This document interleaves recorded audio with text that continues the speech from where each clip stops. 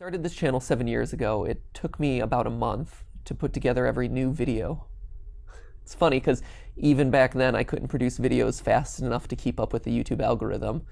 The more things change, the more they stay the same, right? Now, obviously research and writing were a big hurdle in that, but the thing that took the most time was editing. I had no idea what I was doing. I was using the base video editor that came with my laptop at the time that had absolutely zero functionality and crashed literally every other day. I would lose just days worth of progress to a crash, a failed render, whatever. I couldn't tell you a keyframe from a crop factor. I was literally stop motion editing frame by frame, pixel by pixel to get things moving across the screen. No exaggeration, thousands of Photoshop files with things just moved a pixel or two at a time. The long story short is that I wasn't very good and I wasn't very fast. And I learned pretty early on that if I wanted the channel to grow at all, that I needed to produce more videos faster.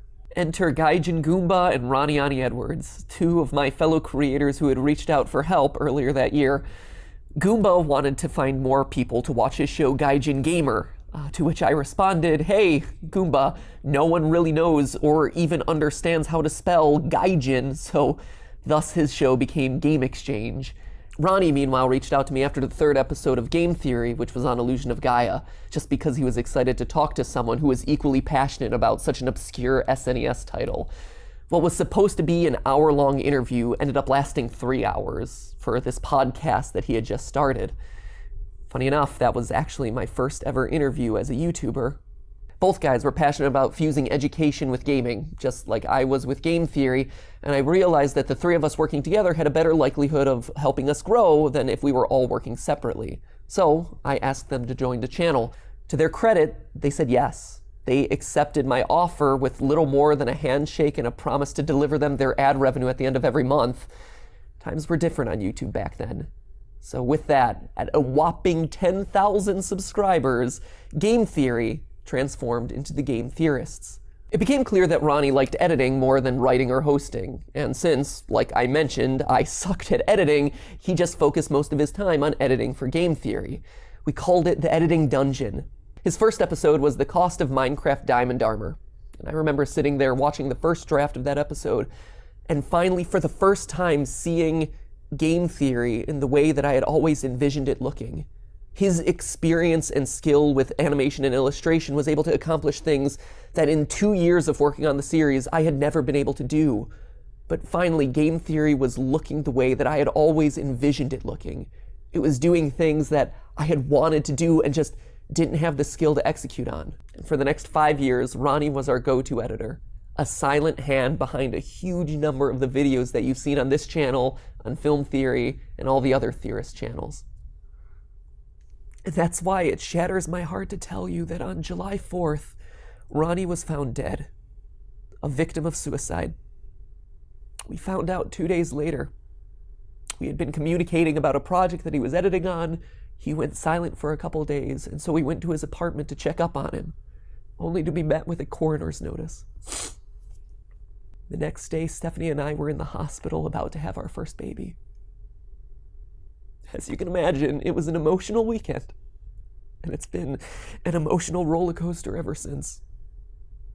I've been wanting to do this video or say something for the last 2 weeks, but we wanted to hold off on a memorial until we were able to contact his family and get their permission to do it. But Ronnie had a really rocky relationship with his family, and so we've had no luck. And now with news slowly starting to get out that something may be wrong, we had no choice. Ronnie, in all the years that I knew him, dealt with demons that only he could understand. Scars left by a childhood that he kept under lock and key. Over the years, he would give me glimpses as to what he had gone through, but I never had a complete picture. What I can say is that he did his best to move on, to strike out on his own, to move beyond the trauma of his past, to take his mental health into his own hands and take his recovery seriously, one step at a time, every single day. That past also gave him a personality that was probably best described as an acquired taste. He was incredibly sharp and incredibly witty, but he also had this ability to cut through a person's facade in a way that was sometimes hilarious and sometimes a bit off-putting. Even after years of working with him, I would walk away from some conversations questioning whether I should be offended. Like, his sarcasm was so dry that there were times where it's like, was he joking? Or is he mad at me? Should I be offended right now? It was hard to tell sometimes. And it was that same personality that, understandably, sometimes got him into trouble with people who weren't familiar with that part of him, who didn't understand that that's the way he processed the world, that that was the way he dealt with social situations, that he was a person with dark periods, who had a tendency to sometimes lash out with anger. And to anyone who saw that side of him, I am sorry. It wasn't an easy side to deal with, but that wasn't Ronnie. Ronnie wasn't an arrogant person. He was just socially unsure. He was unaware of how his behaviors would be perceived by others. I'm sorry that so few of you got to see the true Ronnie, Ronnie as he really was. The one who gave me a hug at the end of our Game Lab episode together. The one who took pride in his obscure internet trivia. The one who relished in every new dig that he would come up with for Kaijin Goomba. The one who would be so... Those moments were the true Ronnie. When he was unburdened by his past. When sunlight would peek through all the clouds. It would take a lot of patience to get there, and a lot of long conversations and phone calls. But when he got there, it was great, because you knew that it was honest, and it was genuine, and it was a person who was free. Ronnie told me once in the early days of the channel's history that it was his goal for his animations to be recognized, and for him to be influential as an artist. And if I were to tell him something right now, I would say, you did it. That he achieved that goal. That the game theory style, and anyone who has ever mimicked the game theory style, or anyone who has ever had a show on these channels, that was Ronnie's style. He was the person who created that. Over the years, we've had a lot of editors join the team because Lord knows it takes so long to make these episodes. And more often than not, they say that they were inspired by Ronnie and the work that he had done on the show. So I hope that at some point, deep down, he knew the impact that he had and that he had achieved his goal. My one regret is that I never took the opportunity to tell him how proud I was of him, of how much he had evolved as an artist, of how sophisticated he had become in his own voice, and how elaborate his animations had gotten. His work hasn't just had an impact here on this channel. His work has had an impact on the internet at large. And I hope that he saw what we all here saw, that he was an incredibly talented artist from day one until the day that we lost him. I think it's just one of those things that your mind gravitates towards in these sorts of situations, right? What you could have done, what you could have said. So I think it really merits mentioning. We're all really busy every hour of every day, round the clock.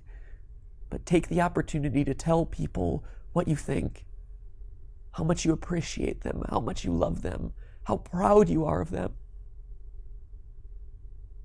Even if that person is really weird in the way that they take their compliments, like Ronnie often was, it'll stick. It'll land. And that compliment will really mean a lot. Any way you slice it, Ronnie's loss is a tragedy. Any loss like this is a tragedy. He was my friend, and he was the person who worked on this channel longer than anyone, second only to Stephanie and I. But I hope that through his tragic loss, there could be some good that comes out of this, that this video and the conversations that ensue in some way start to break down the stigmas around talking about mental health, social anxiety, and suicide. First and most importantly, remember, you are never alone. Never. Even if it feels like you have no one to talk to. Even if you're talking to someone and it feels like they can't say the right thing, it's okay.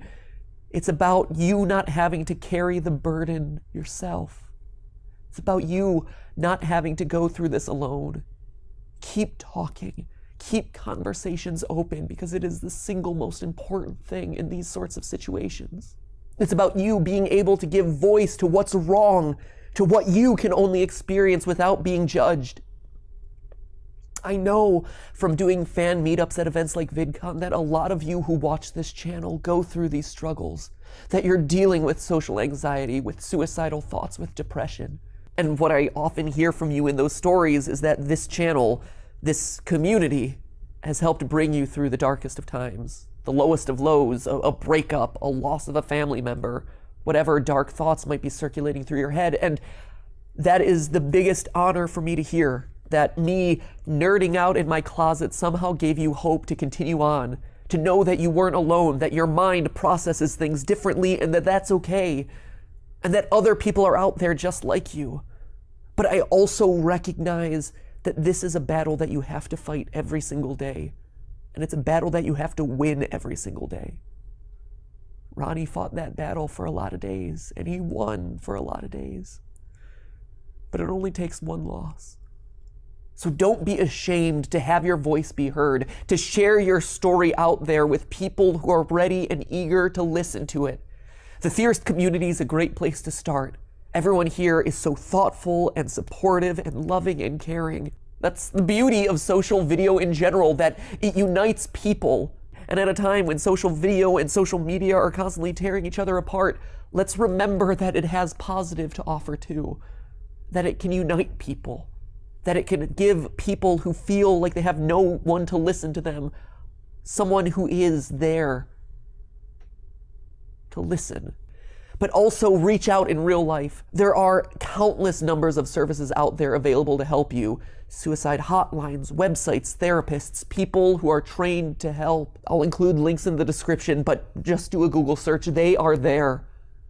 But most importantly of all, remember that you are important, that you are valued, and that you are loved by more people than you could ever possibly think of. There's going to be a lot more to come on this channel when it comes to honoring Ronnie's memory.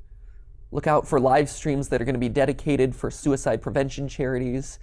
I know that Trailer Drake and Gaijin Goomba and some of the other theorists have things planned to honor Ronnie's memory. And in his memory, check out his show, Digressing and Side Questing. It was always one of my favorites. Honor his memory by living, most importantly of all, and talking openly and honestly with each other. That's most important. I'll miss you, buddy. I'll miss you and your lime green shirt and vest that you wore to literally every meeting that we had. Like butter, Ronnie. Like butter.